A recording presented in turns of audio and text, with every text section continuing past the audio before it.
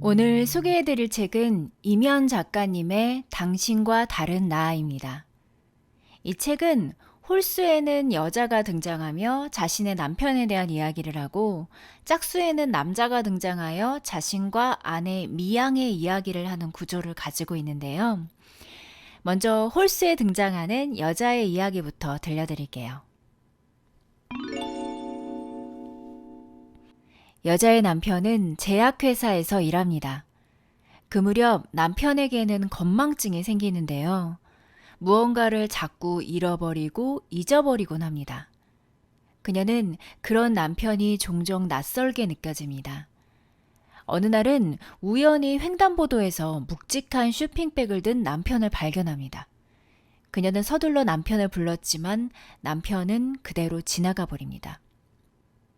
그녀는 그것이 자신의 선물일 것이라 지레 짐작했지만 남편은 그날 저녁 아무 일 없었던 듯 행동합니다. 한 번은 일요일 오후 그녀가 혼자서 잠깐 외출한 사이에 남편에게 전화가 옵니다. 버스 정류장에서 전화를 받은 그녀는 남편의 말에 무척 당황합니다. 남편은 무언가를 다급하게 찾고 있었는데요. 개와 산책을 나가려 했는데 목줄도 배변 봉투도 개도 없어졌다며 매우 불안해했습니다. 통화를 끝낸 그녀 역시 불안한 건 마찬가지였습니다. 나는요, 누구보다 내 남편을 믿고 있다고 자신할 수 있어요.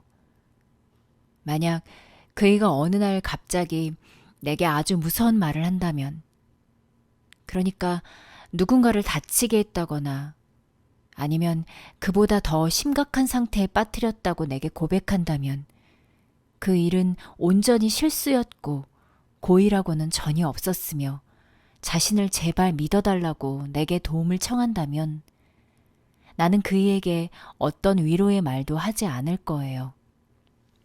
대신 남편의 진지한 표정을 살피며 어떻게 그 장난을 도로 갚아줄 것인지를 먼저 생각할 겁니다. 예상 밖의 내 태도에 당황해하는 그이의 모습을 보면서 나는 겨우 웃음을 참고 그이를 더 골려주려고 할 거예요. 무엇보다 그이가 그럴 만한 사람이 절대 아니라는 걸 나는 잘 알고 있습니다. 그럼에도 내 의지가 아닌 나쁜 생각에 사로잡히는 건 어쩔 수 없었습니다. 한번 떠오르면 좀처럼 가라앉지 않고 더 복잡한 결과로 이어지는 생각들 말이에요. 그날 그 횡단보도에서 나는 그이를 보았습니다. 바닥에 고인 물을 피하느라 허둥대고 있었습니다. 그러니까 그런 그이를 내가 서둘러 불렀을 때 분명 그때 그이도 나를 본 것 같았거든요. 그런데도 왜 이 사람은 거기에 대해 말하지 않는 걸까? 왜 그걸 모르는 척 하는 걸까? 낯선 누군가가 이제 막 도착한 버스를 가리키며 내게 노선을 물었습니다.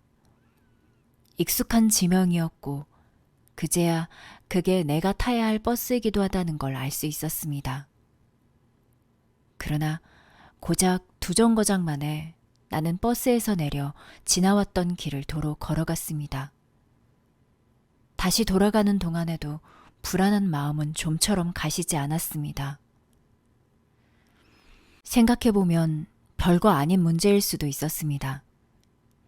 이전처럼 그이가 나를 골리고 순진하게 속아 넘어간 나를 놀리려고 꾸민 일일지도 모르니까요. 그러나 그게 아니라면, 진짜는 지금 아주 심각한 문제가 벌어지고 있는 거라면, 내 예상보다 더 먼 곳까지 그이가 헤매고 있는 거면 어쩌나. 불안해하는 남편의 모습이 눈앞에 그려졌습니다.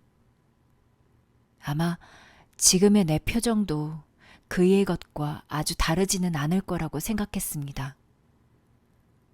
그리고 그런 생각이 들수록 나는 오로지 내 남편이 좋아할 만한 것, 3년을 한 집에서 함께 살면서 내가 보아온 그의 가장 다정하고 편안해 보이는 모습만을 떠올리려고 애썼습니다. 그렇지 않다면 그렇게 만들어줄 생각이었습니다. 그럴 수 있다고 나는 믿었습니다. 그런데도 어느 순간이면 내 머릿속은 온통 다른 생각으로 채워져 버렸습니다.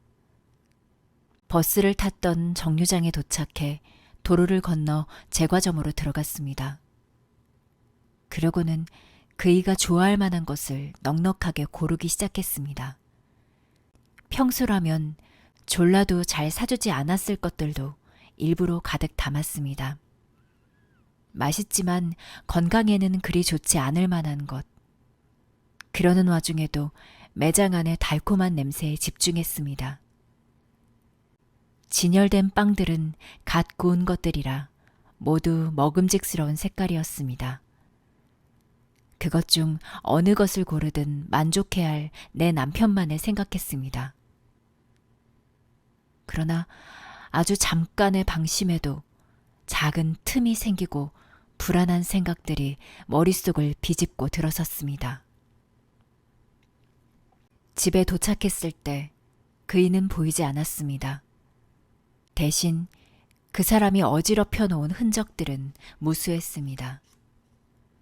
어떤 서랍은 제대로 닫히지 않은 채 반쯤 열려있기도 했습니다. 어수선하게 나와 있는 물건들을 집어 나는 모두 제자리로 옮기기 시작했습니다. 깨지거나 심각하게 망가진 물건은 다행히 없었습니다.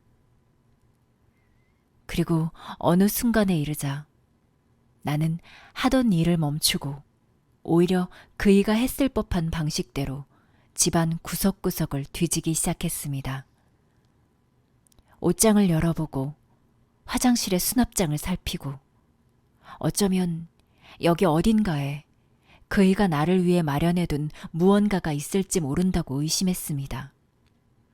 서랍 가장 깊숙한 곳에 손을 넣으며 아직 내가 찾지 못한 곳, 평소라면 전혀 눈에 띄지 않고 남편만이 알 법한 그런 곳이 어딜지 생각했습니다. 옷가지를 헤치고 천장과 맞닿은 선반 위를 살폈습니다. 그러나 아무것도 나는 발견할 수 없었습니다. 그 사이 집안은 내가 처음 들어왔을 때보다 더 엉망이 되어버렸습니다. 잘 닫히지 않는 서랍을 억지로 닫던 중에 나는 참을 수 없이 불쑥 화가 치밀었습니다. 손에 잡히는 게 무언지도 모르면서 되도록 먼 쪽을 향해 집어 던졌습니다. 그것이 벽에 부딪히며 둔탁하고 불안한 소리를 냈습니다. 그리고 그보다 더 크고 격한 소리를 나는 허공에 뱉어냈습니다. 배변 봉투라니! 산책용 목줄은 또 뭐고! 그이가 그날 무얼 샀는지 나는 끝내 확인할 수 없었습니다. 해당하는 날짜의 카드 내역서를 여러 번 살피고 당일 입었던 옷가지의 호주머니를 꼼꼼히 뒤져보았으나 의심 가는 무엇도 나는 찾을 수 없었습니다. 그이가 도대체 내게 무얼 숨기려고 하는지, 그게 진짜 무엇인지 나는 전혀 알 수 없었습니다. 더구나 그 사람이 찾으려 했던 건 역시 마찬가지였습니다. 여기 어디에도 그런 것은 없었습니다. 개라뇨. 어떻게 그걸 잃어버려요. 무엇보다 애당초 키운 적도 없는 그것을 그이는 어디서 찾겠다는 걸까요?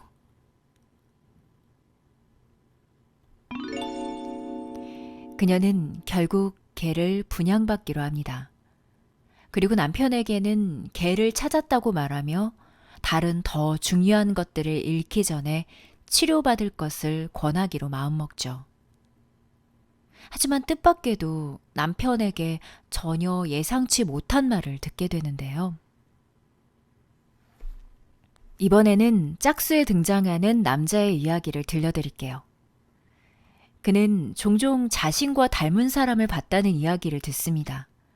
그는 매우 평범하고 남들의 시선을 부담스러워하는 주눅이 잘 드는 타입이었는데요. 어느 날 그의 아내 미양은 인터넷 커뮤니티 사이트에 실린 게시글에서 내 남편을 찾습니다 라는 글을 발견합니다. 그곳에는 그와 똑 닮은 사람의 사진이 있었습니다. 그런데 아까 그 사진 진짜 나랑 닮았나? 귀찮게 왜 자꾸 같은 걸 물어? 그러고는 오랜만에 조용히 좀 쉬려는데 방해하지 말라는 소리도 덧붙였다. 아무래도 미양은 그 사진에 대해서라면 더 이상 신경 쓰지 않는 것 같았다. 사람들이 다른 사람을 나로 오해하듯 미양은 그게 내가 아니라고 확신하는 듯했다. 그게 나로서는 무척 다행스러웠다. 어느 순간 비스듬히 내 쪽으로 기댄 미양의 어깨를 나는 부드럽게 감싸 안았다. 아무것도 지금 우리가 누리고 있는 이 평화를 방해할 수 없을 것 같았다. 그럼에도 당장 시작할 수 있는 가장 극단적인 대화는 뭐가 있을까? 아주 진지한 목소리로 실은 당신이 모르는 비밀이 있어. 나는 당신이 생각하는 그런 사람이 아니야. 하지만 그건 실수였지. 당신에게는 말해줘야 할 것 같았어. 내가 말하면 그게 무엇이 됐든 미양은 믿어주지 않을 것이다. 누구보다 미양은 나를 잘 아는 사람이었으니까. 내가 그런 일을 저지를 만큼 충동적인 사람이 아니라는 걸 세상 누구보다 그녀가 잘 알고 있었다. 그러니까 미양은 어떻게 알 수 있는 것일까? 지금 내 감정이 진짜라는 걸, 내 사랑에 하나도 거짓이 없다는 걸, 미양은 그걸 어떻게 아는 걸까? 지금 내가 진짜 나라는 걸 당신이 어떻게 알 수 있지? 당연히 알 수 있지. 그러니까 그걸 어떻게 알 수 있냐고. 나를 닮은 누군가가 현관문을 열고 들어와 욕실에 들어가고 식탁에 앉아서 밥을 먹기도 하고 거실을 마음대로 돌아다닐 수도 있는 일이었다. 그때마다 그게 나라는 걸 미양은 어떻게 알 수 있을까? 내가 다시 물었다. 뭔데? 이번에 뭘 또 쓰려고 그러는데? 세상에서 나를 가장 잘 알고 있는 사람이 미양이라는 사실을 나는 정말이지 조금도 의심할 수 없었다.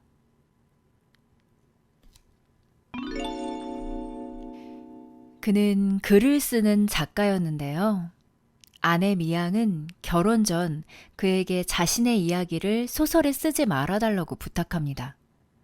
하지만 자신의 경험과 주변의 이야기를 쓸 수밖에 없었던 그는 어쩔 수 없이 자신과 미양의 이야기를 쓸 수밖에 없었죠.